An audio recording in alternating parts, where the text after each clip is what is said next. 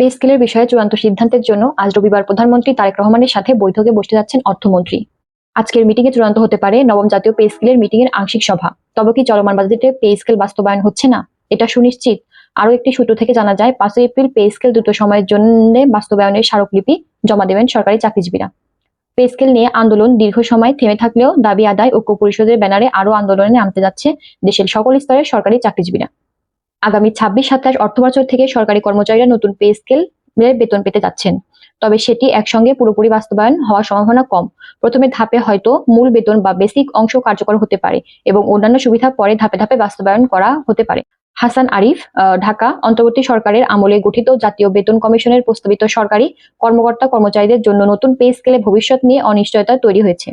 কমিশনের সুপারিশ বাস্তবায়ন নির্ভর করছে সরকারের চূড়ান্ত সিদ্ধান্তের উপর। চলতি অর্থবছরে এই সুপারিশ যে বাস্তবায়ন হচ্ছে না তা স্পষ্ট, কারণ নতুন বেতন কাঠামো বাস্তবায়নের জন্য সম্ভাব্য যে বরাদ্দ রাখা হয়েছিল তা জ্বালানি সংকট মোকাবেলায় ব্যয় করা হয়েছে। এখন পে স্কেলের বিষয়ে চূড়ান্ত সিদ্ধান্তের জন্য প্রধানমন্ত্রী তারেক রহমানের সঙ্গে আগামীকাল রোববার বৈঠকে বসছেন অর্থমন্ত্রী আমির খুসরো মাহমুদ চৌধুরী। অর্থ বিভাগ সূত্রে জানা গেছে, ওই বৈঠকে বেতন কমিশন বিষয়ে গুরুত্বপূর্ণ সিদ্ধান্ত হতে পারে, কারণ ওই বৈঠকে কমিশনের ভবিষ্যৎ কার্যক্রম এবং সুপারিশ বাস্তবায়নের প্রস্তাবতা নিয়ে বিস্তারিত আলোচনা হবে। বৈঠকের সিদ্ধান্তের ভিত্তিতেই বোঝা যাবে সরকারি কর্মচারীরা নতুন বেতন কাঠামো অনুযায়ী বেতন পাবেন কিনা, আর পেলে তা কবে থেকে কার্যকর হতে পারে।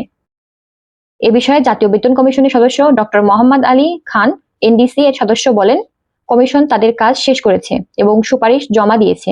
এখন বাস্তবায়ন সংক্রান্ত সিদ্ধান্ত সরকারের। তার ভাষ্য অনুযায়ী অতীতের অভিজ্ঞতায় দেখা গেছে কোনো বেতন কমিশনের সুপারিশই শতভাগ বাস্তবায়িত হয়নি। তাই বর্তমান কমিশনের সুপারিশও পুরোপুরি বাস্তবায়ন হবে কিনা তা নির্ভর করছে সরকারের সিদ্ধান্তের উপর। সাবেক এই সচিব বলেন, তার জানা মতে আগামী 26-27 অর্থবছর থেকে সরকারি কর্মচারী নতুন বেতন স্কেল পেতে পারেন। তবে সেটি একসঙ্গে পুরোপুরি বাস্তবায়িত হওয়ার সম্ভাবনা কম। প্রথম ধাপে হয়তো মূল বেতন বা বেসিক অংশ কার্যকর হতে পারে এবং অন্যান্য সুবিধা পেলে ধাপে ধাপে বাস্তবায়ন করা হতে পারে। অতীতের কয়েকটি বেতন কমিশনের ক্ষেত্রেও একই ধরনের ধাপে ধাপে বাস্তবায়নের উদাহরণ রয়েছে। তবে বর্তমান বৈশ্বিক অর্থনীতি পরিস্থিতি এই সিদ্ধান্তকে জটিল করে তুলছে বলেও তিনি উল্লেখ করেন। মধ্যপ্রাচ্যে ইরানকে ঘিরে যুক্তরাষ্ট্র এবং ইসরায়েলের যুদ্ধ পরিস্থিতির প্রভাবে বিশ্ব অর্থনীতিতে অস্থিরতা তৈরি হয়েছে। এই প্রভাব বাংলাদেশের অর্থনীতিতেও পড়ছে। ফলে সরকার বর্তমানে ব্যয় সাশ্রয়ের নীতিতে চলছে। এই বাস্তবতায় চূড়ান্তভাবে কি সিদ্ধান্ত হতে পারে তা বলা কঠিন বলেও মন্তব্য করেন তিনি। অর্থ বিভাগের সূত্র জানায়, সম্প্রতি জাতীয় বেতন কমিশনের সদস্যরা নিজেদের মধ্যে বৈঠক করেন। সেখানে কমিশনের ভবিষ্যৎ কার্যক্রম নিয়ে আলোচনা হয়। আলোচনায় সিদ্ধান্ত হয়, সরকার যদি কমিশনের সুপারিশ বাস্তবায়নের বিষয়ে ইতিবাচক সিদ্ধান্ত নেয় তবে কমিশনের কার্যক্রম এগিয়ে নেওয়া হবে। অন্যথায় কমিশনের কার্যক্রম কার্যত স্থগিত হয়ে যেতে পারে। রোববারের বৈঠকে প্রধানমন্ত্রীর মতামত পাওয়ার পর কমিশনের সুপারিশ নিয়ে পরবর্তী পদক্ষেপ নির্ধারণ করা হবে।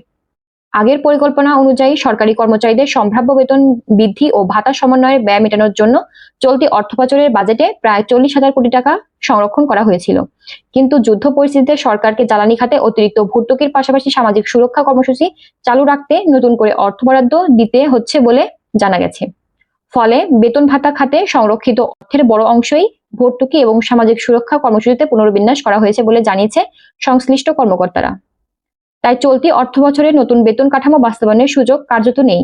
আগামী 26-27 অর্থবছরে এটি বাস্তবায়িত হবে কিনা তা নির্ভর করবে সরকারের আর্থিক সক্ষমতা এবং নীতিগত সিদ্ধান্তের উপর। মধ্যপ্রাচ্যে যুদ্ধ পরিস্থিতি দীর্ঘ হলে সরকারের উপর আর্থিক চাপ আরো বাড়বে। সেক্ষেত্রে নতুন বেতন কাঠামো বাস্তবায়ন আরো কঠিন হয়ে পড়বে। প্রস্তাবিত বেতন কমিশন 2025 অনুযায়ী সরকারি চাকরিজীবীদের গড় বেতন 100 থেকে 147% পর্যন্ত বৃদ্ধির সুপারিশ করা হয়েছে। কমিশনের প্রস্তাব অনুযায়ী সর্বোচ্চ পদধারীদের বেতন 82,000 টাকা পর্যন্ত এবং সর্বনিম্ন পদধারীদের বেতন 11,750 টাকা পর্যন্ত বাড়ানোর সুপারিশ রয়েছে। এতে সর্বোচ্চ ও সর্বনিম্ন বেতনের অনুপাত দাঁড়াবে 1:8। নতুন বেতন কাঠামোয় চাকরিজীবীদের বার্ষিক ইনক্রিমেন্ট মূল বেতনের 5% রাখার সুপারিশ করা হয়েছে। বর্তমান বেতন কাঠামোতে এই হারে ইনক্রিমেন্ট দেওয়ার বিধান রয়েছে। অর্থ বিভাগ সূত্রে জানা গেছে, নতুন বেতন কাঠামো বাস্তবায়ন করতে সরকারের অতিরিক্ত প্রায় 72,000 কোটি টাকা প্রয়োজন হবে। তবে চলতি সময়ে বেতন ভাতা খাতে 6 মাসের জন্য অতিরিক্ত প্রায় 40,000 কোটি টাকা বরাদ্দ রাখা হয়েছে। বাকি অর্থ পরবর্তী অর্থ বরাদ্দের নেওয়ার পরিকল্পনা ছিল। কমিশনের সুপারিশে বৃষ্টি গেট বজায় রাখার প্রস্তাব রাখা হয়েছে এবং আগামী 5 বছর নতুন বেতন কমিশন গঠনের সুপারিশ করা হয়েছে। একই সঙ্গে প্রস্তাবিত বেতন স্কেল কার্যকর হলে বর্তমানে দেওয়া 10% ও 15% বিশেষ ভাতা প্রচলিত নিয়মে সমন্বয় করার কথাও বলা হয়েছে। জানা গেছে, প্রথম বেতন কমিশনে 1973 সালে সর্বনিম্ন ও সর্বোচ্চ বেতনের অনুপাত ছিল 1:15.4। সর্বশেষ 2015 সালের বেতন কমিশনে তা ছিল 1:9.4। বর্তমানে ঢাকা সিটি কর্পোরেশনের এলাকায় কর্মরত 20তম গ্রেডের একজন কর্মচারীর মূল বেতন 8,250 টাকা এবং বাড়ি ভাড়া সহ মোট বেতন 16,950 টাকা। প্রস্তাবিত বেতন কাঠামো অনুযায়ী তার মূল বেতন 20,000 টাকা নির্ধারণ করা হলে ভাতা সহ মোট বেতন প্রায় 41,908 টাকা হতে পারে। সূত্র জানায়, প্রথম থেকে নবম গ্রেড পর্যন্ত কর্মকর্তাদের বেতন ও ভাতা তুলনামূলক কম হারে বাড়ানো হবে। অন্যদিকে নিম্ন গ্রেডের কর্মচারীদের ভাতা বৃদ্ধির হার তুলনামূলক বেশি রাখার প্রস্তাব করা হয়েছে। এই ছিল আজকের বিস্তারিত ভিডিও। আজকে সভা শেষে এই বিষয়ে পরবর্তী কি সিদ্ধান্ত আসছে সেই খবর আমরাই সবার আগে তুলে ধরবো। আপনারা জানতে আমাদের চ্যানেলে চোখ রাখুন এবং সকল ধরনের আপডেট পেতে আমাদের চ্যানেলটি সাবস্ক্রাইব করে পাশে থাকবেন। ধন্যবাদ।